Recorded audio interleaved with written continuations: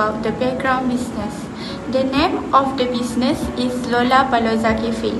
The name of the cafe was created when the owner was interested in a rock band and also inspired by the Malaysian way of life.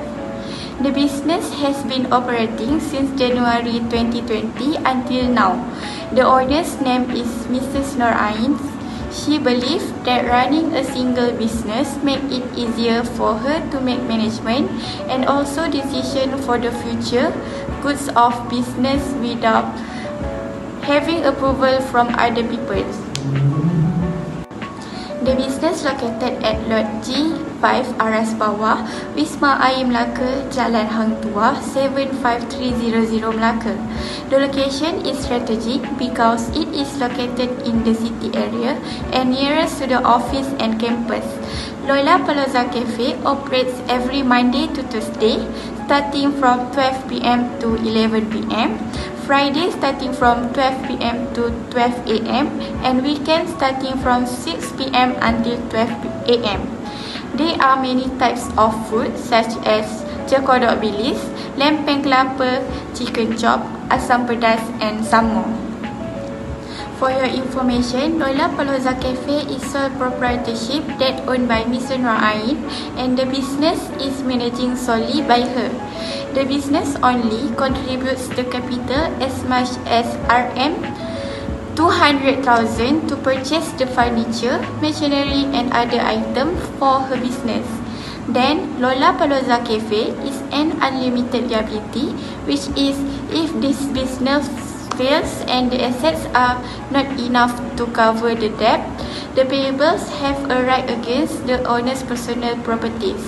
Lastly, this type of business does not have legal obligations to keep books and prepare accounts. I will pass to my next group member to explain about classification of the business. Okay, my name is Nurhanisa binti Ahmad. I will talk about the classification of business for Lolla Palooza. There are 5 categories, which is asset, liabilities, capital, revenue and expenses. The first category is asset. Asset can be divided by 2 types, which is a non-current asset and current asset. And non-current asset for Lolla Palooza is machinery like coffee grinder, furniture, kitchen equipment, barista equipment and buildings. For current asset is cash in hand, cash in bank and inventory. The second is liabilities. For liabilities, Lolla Palooza did not have any liabilities. This is because the capital comes from the owner and she did not make any loans while running this business. And the third category is capital. The capital that Lolla Palooza requires to start this business is 200,000 ringgit Malaysia. And the fourth category is revenue. The sales of months of for the Lolla Palooza is 20,000 ringgit Malaysia. And the fifth category is expenses. Lolla Palooza has a lot operating expenses such as utilities bills, that includes Wi-Fi, electric and air conditioner that range between 1,200 ringgit Malaysia and 1,300 ringgit Malaysia. The total of a premise rental per month is 3,000 ringgit Malaysia, and the others expenses is wages for her employees and the advertisement expenses such as the billboards that she doing to promote her business. And I will pass to my next team members to talk about the recording process of business. Okay, now I will explain about a recording of the business.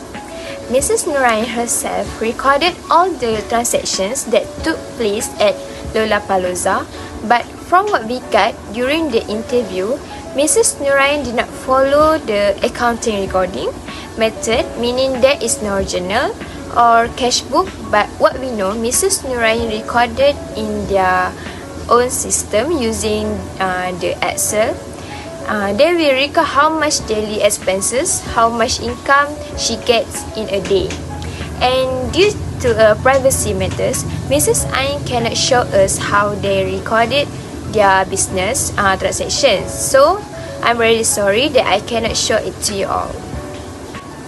Okay, next for expenses.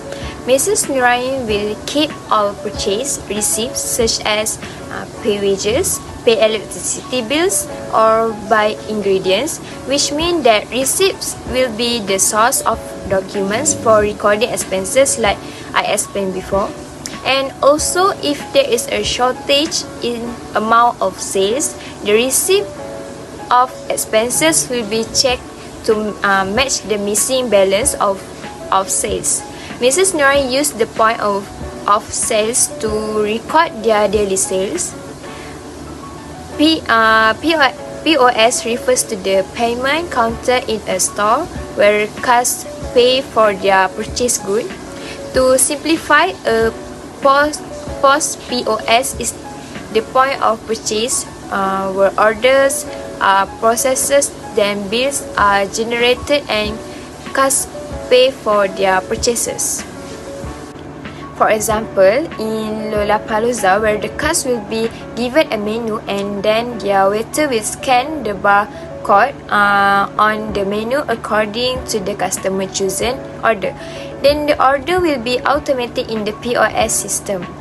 Lolla Palooza used this system because it allows sales and inventory tracking, thereby providing insight into your daily based revenue. It lets you know when to reorder your stock back. That's all from me. Next, I will pass to the next presenter. Thank you. So, I would like to continue the presentation with the strength and the weakness of the recording process. According to the past interview, the strength that we gain from the recording process is keeping the documents.